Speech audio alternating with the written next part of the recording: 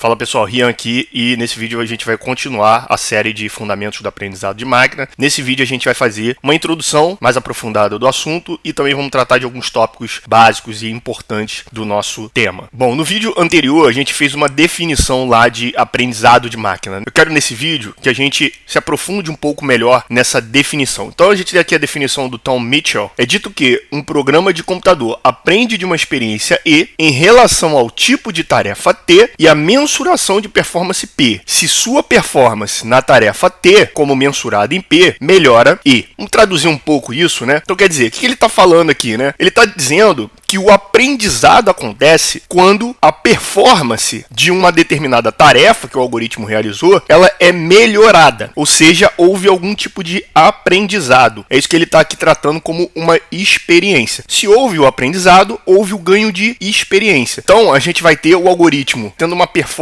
ali em determinada tarefa, e essa performance no tempo 2 vai ser melhor do que a performance na mesma tarefa que houve anteriormente. Se isso aconteceu, existiu então o ganho de experiência de um determinado algoritmo. Basicamente isso que o Tom Mitchell está definindo aqui. Bom, isso significa que a gente vai ter tarefas, performance e a experiência, que a gente pode traduzir aqui como o aprendizado efetivamente. Existem diversos tipos de tarefas que o algoritmo de aprendizado de máquina vai realizar. A gente vai conversar mais sobre isso, vamos classificar, vamos diferenciá-las ao longo dos vídeos. Então, esteja certo de estar acompanhando a playlist, se inscreva no canal para facilitar esse acompanhamento. E aí, em relação a cada uma dessas tarefas, você precisa ter um método de avaliar o desempenho, ou no caso aqui, a performance, como a gente está chamando. E aí, por meio da avaliação dessa performance, a gente vai conseguir adquirir a experiência. Em outras palavras, a gente vai fazer com que esse algoritmo aprenda. Isso significa que a gente não programou a experiência em si. A gente programou os métodos para que ele adquira a experiência. A experiência em si é o aprendizado de máquina. É por isso que uma outra definição para aprendizado de máquina é um conjunto de algoritmos e técnicas que desempenham uma determinada tarefa sem que tenham sido explicitamente programados para tal. Por quê? Porque ele adquiriu ao longo do seu treinamento essa experiência. Uma forma de abordar o entendimento do aprendizado de máquina é a gente compreender esse aprendizado de máquina como um processo de modelagem estatística. Como é que funciona isso, né? Então a modelagem estatística, ou seja, você tentar encontrar algum tipo de modelo, algum tipo de versão que englobe a tarefa que você quer fazer. E ele visa estabelecer padrões e relações dentro desses dados. Então o algoritmo ele faz isso. Ele olha para os dados e tenta abordar esses dados de uma forma probabilística. E ele vai estabelecer dentro desses dados algum tipo de padrão ou relacionamentos que existem entre esses dados. A gente submete a modelagem dos dados de entrada sob a premissa de existir algum tipo de distribuição de probabilidades dentro desses dados, subjacente. Ou seja, quando a gente submete os dados de entrada para o algoritmo, a gente está pressupondo que subsiste nesses dados algum tipo de função de distribuição, algum tipo de função de probabilidade existente ali naqueles dados. E o que a gente vai fazer por meio do aprendizado de máquina é tentar descobrir que função é essa. Na verdade, a gente vai modelar essa função. Então, a gente não vai encontrar exatamente a função que subsiste nesses dados.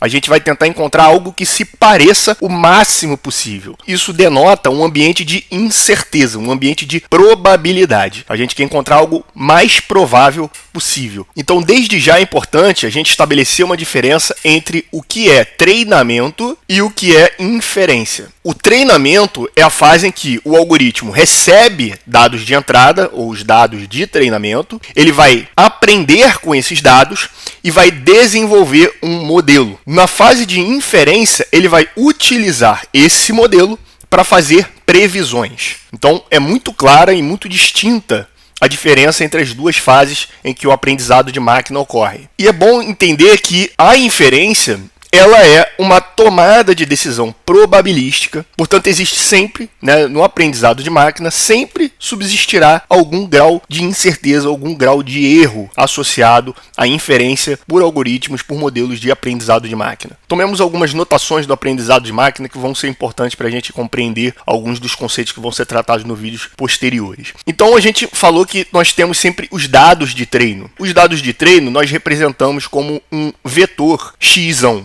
né, um X maiúsculo. Esse X é um vetor, tem todos os dados ali de treino. Esses dados podem ser o mais variados possível, pode ser texto, pode ser imagem, vídeo. E ele tem um tamanho. Esse tamanho é denotado pela letra N maiúscula. O N significa o número de observações ou número de exemplos do X. O número de vezes que o algoritmo terá a oportunidade de observar algum fenômeno e dele aprender alguma coisa. A dimensão desses dados de treino vai variar de acordo com o tipo de dado que a gente está apresentando, né? E nós normalmente denotamos como D. Então, tendo compreendido que X é o nosso vetor dos dados de treino, N é o tamanho desses dados de treino, ou seja, o número de data points, o número de observações, e D é a dimensão de cada observação, então a gente tem que os dados de treinamento vão ser um vetor do espaço vetorial matricial com dimensões N, D. E aí, como eu disse, né, cada observação vai depender daquilo que a gente está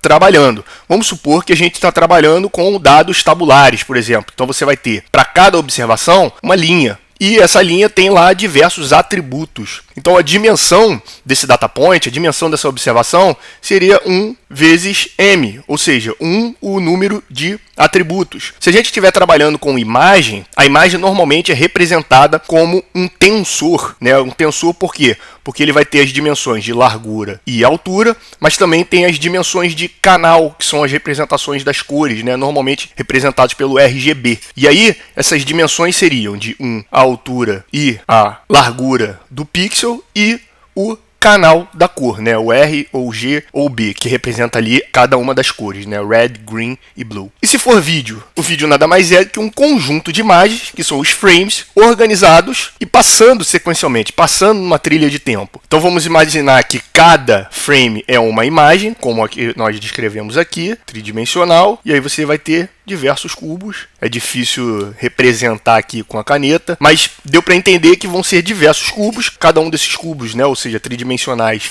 é um frame, e aí a dimensão desse vídeo, você teria a altura, a largura, o canal e o frame. Perceba que a dimensão de cada observação vai variar de acordo com o dado que a gente está trabalhando, e ele representa ali a dimensão de cada ponto de observação, de cada observação em que o algoritmo vai poder aprender. Bom, o que o algoritmo vai ter que fazer? Ele vai ter que encontrar uma hipótese sobre a função de distribuição que subsiste nos dados de entrada. Foi isso que nós definimos, certo? Só que dentre todas as hipóteses possíveis, existe alguma que descreve melhor esses dados. Então nós dizemos que a função de hipótese, ela pertence a um universo de hipóteses possíveis. Então existe um universo de possibilidades em relação à descrição daqueles dados de entrada, e nós precisamos encontrar essa função de hipótese que melhor descreve esses dados. Essa função de hipótese basicamente vai fazer o quê? Ela vai trabalhar em cima dos dados de entrada e de um conjunto de valores que nós denominamos de parâmetros, e nós denotamos normalmente pela letra grega θ. Esses parâmetros, eles têm dimensão, e nós representamos a dimensão dos parâmetros normalmente com a letra K. Então, o que essa função de hipótese está fazendo? Ela está utilizando os dados de entrada, representados aqui pelo vetor x, os parâmetros, representados pelo vetor θ, e ela quer encontrar os valores de saída. Esses valores de saída podem ter diversos formatos, porque a gente vai ver nos vídeos posteriores que a gente pode trabalhar com aprendizado supervisionado, não supervisionado, e aí cada um vai fazer uma tarefa diferente, como nós dissemos, e essa conformação do valor de saída pode ser muito diferente. Mas, tomando aqui uma observação mais generalizada, é basicamente o que a função de hipótese está fazendo. Ela utiliza dados de entrada, ela utiliza alguns parâmetros e vai tentar prever alguma saída. Como a gente falou que a gente está tentando prever algo que se pareça com a saída, mas não exatamente os dados reais, porque a gente vai precisar aproximar entre o que a gente está prevendo e o que é real, a gente denota isso como um símbolo circunflexo, ou hat, né? Y hat. Então, esse vetor Y hat é exatamente aquilo que a gente está tentando prever.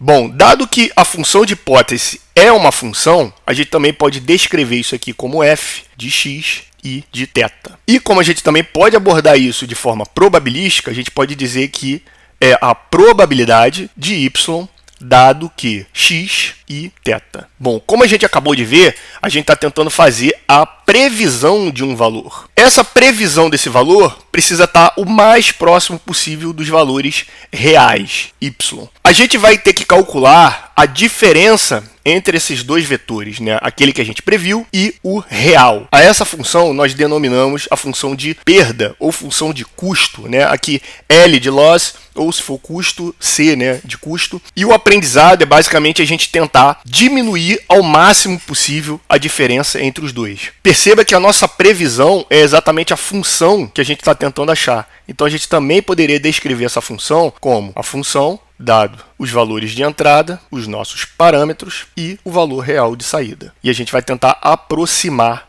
esses dois. Então, basicamente, o que consiste o treinamento de um algoritmo? Ele precisa achar uma solução para a função perda de θ. E aí a gente representa isso como uma função argmin. O que essa função está representando? Está representando uma busca pelos menores valores do vetor θ para que a função de custo seja a menor possível. Então, o treinamento é basicamente isso. A gente vai estar buscando valores de parâmetros que reduzem a nossa função de custo. Lembrando que a função de custo está medindo a diferença entre aquilo que a gente previu e os valores reais. E como que a gente busca esses valores? Resumidamente, existem os métodos que são algébricos e as formas iterativas. Como exemplo de métodos algébricos, a gente tem o erro quadrático médio, que é utilizado, por exemplo, nos algoritmos lineares, exemplo aí a regressão linear. E como forma iterativa, a gente tem o exemplo aí o gradiente descendente. No caso dos exemplos iterativos, a gente não tem um ótimo